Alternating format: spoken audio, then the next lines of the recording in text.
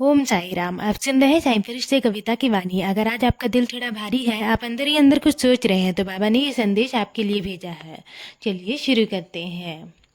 आज दोपहर में जो तुमने सपना देखा था ना, वो कोई साधारण सपना नहीं था। कभी कभी मैं तुम्हें पहले से ही संकेत देता हूँ ताकि आने वाले समय में तुम तैयार हो जाओ।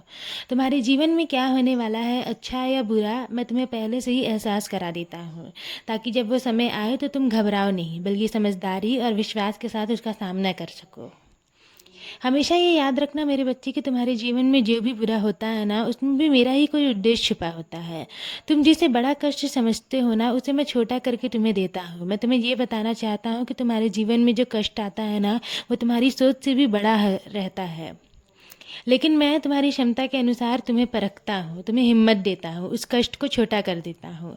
और उस समय जब तुम्हें लगता है कि तुम अकेले हो, तब सच तो ये है कि मैं तुम्हारे सबसे करीब खड़ा होता हूँ, तुम्हें संभालने के लिए, तुम्हें हिम्मत देने के लिए और तुम्हें उस मुश्किल से बाहर निकालने के लिए।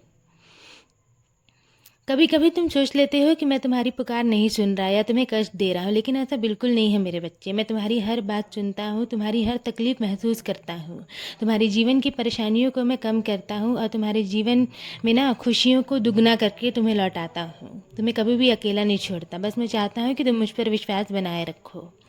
जो परिस्थिति अभी तुम्हारे घर में चल रही है ना, वो धीरे धीरे अपने आप ठीक हो जाएगी। समय के साथ हर उलझन सुलझ जाती है। तुम्हें किसी से भी लड़ने की या खुद को साबित करने की ज़रूरत नहीं है।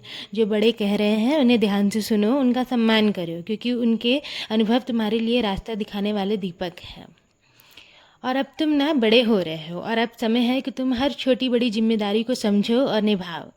जीवन तुम्हें हर दिन कुछ नया सिखा रहा है, बस तुम्हें उसे सीखने की इच्छा रखनी है। ऐसा बनो कि तुम्हारे माता पिता को तुम्हें देखकर गर्व महसूस हो और ये कहें कि हाँ, हमारी परवरिश सफल हुई। अपने कर्म को ना हमेशा शुद्ध और सच्चा रखना मेरे बच्चे। किसी के लिए बुरा मत सोचना और कभी भी किसी का दिल मत दुखाना। अगर कोई तुम्हारे साथ गलत भी करता है ना, तो तुम सही रास्ता मत छोड़ना। याद रखना, अच्छा कर्म का फल देर से ही सही लेकिन बहुत सुंदर मिलता है। हर सुबह जब तुम उठते हो तो एक नया अवसर तुम्हारे जीवन में आता है। बीती हुई बातों को पीछे छोड़कर आज के बेहतर बनाने की कोशिश करो। हर सुबह जब तुम उठते हो ना, तो अच्छे विचार के साथ शुरुआत करो और जब रात को सोते हो तो सारी चिंता मेरे चरणों में छोड़ दो। और हाँ, जब तुम थोड़ा सा भी अच्छा काम करते हो ना, किसी की मदद करते हो, किसी की खुशी दे देते हो, तो समझ लेना तुम मेरे और करीब आ रहे हो। लेकिन अगर तुम जरा सा भी किसी का दिल दुखाते हो ना, तो दिल मेरा भी दुखता है। मुझे ना बड़े बड़े दिखावे नहीं चाहिए, मुझे केवल तुम्हारा सच्चा दिल चाहिए। तुम धैर्य रखना सीखो, क्योंकि सब्र का फल बहुत ही खूबसूरत है।